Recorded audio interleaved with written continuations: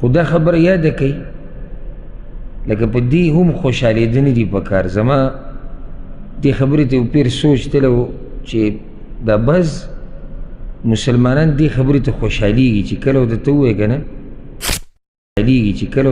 که نه چېرې څوک د ګناه نه صفا نشتي د هر چا نه کېږي هر یو خوشحاله شي چې زه څوک صفا نشتي مونږ په کوم لګیا یو. ګناهونه او خطا دا به کېږي.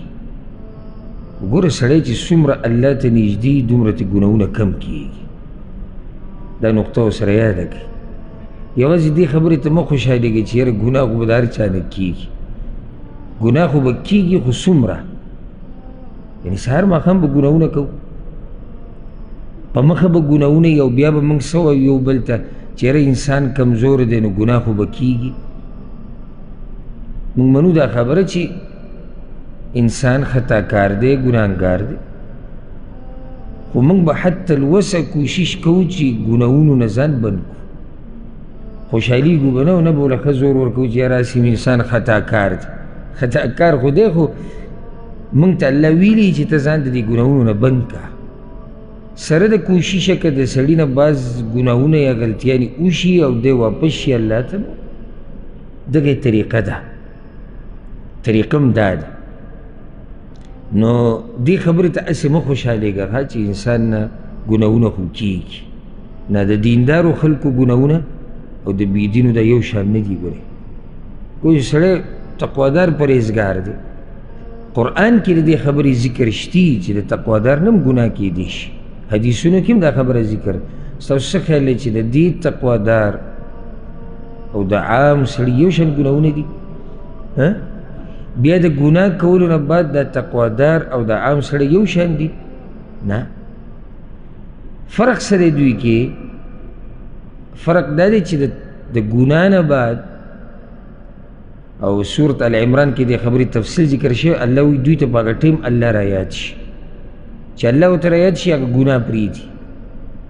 فرق دا دی ګوره ګناه پرېږدي بیا الله ته واپس شي او جړاګانې او استغفار او توبې هر چې هغه بل دی نو د هغه هېڅ پروا نشته چې ما د الله نافرماني کړې ده.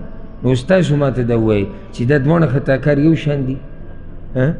نه دي یو شان. یو خو د دې اولیني نه چېرته کله ناکله غلطي وشي ګناه تې وشي خو بیا د ګناه نه بعد د هغه حال ته وګوره او د دې بل نه په مخه ګناهونه کېږي او د هغه حال ته وګوره ښې ورسره بدن غټېږي او ښې طبیعت برابرېږي. او ګوره چې کله ګناه ته خفه نه کړې که نه او ستا په زړه کې تردد پیدا نه کو که نه او ګناه ستا طبیعت خراب نه کو نو په خپل ایمان باندې بیا ویرېږه. ګناه چې کله دینداره سړي نه وشي که نه د ده ورسره طبیعت خراب شي د ده دا ضمیر دننه ده ته وایي د ده دا زړه ده ته وایي دننه زړه خوري چې د زما نه څه غلطي وشوه زما نه څه ګناه وشوه دا ما ولې وکړه او بیا به نه کو. دا فرق دی په دینداره کې او په عام مسلمان کې چې هغه ګناهګار دی ډېر. نو طریقه څه ده؟ اوس خو زموږ نه به ګناه او غلطي کېږي د رب العالمین مهرباني ته وګورئ چې د توبې دروازې راته کولاو کړې ده. د استغفار په عربۍ کې بخښنې غوښتلو ته وایي مغفرت چې ته غواړې مغفرت بخښنې ته وایي که نه نو دا بخښنه غوښته دې ته استغفار وایي.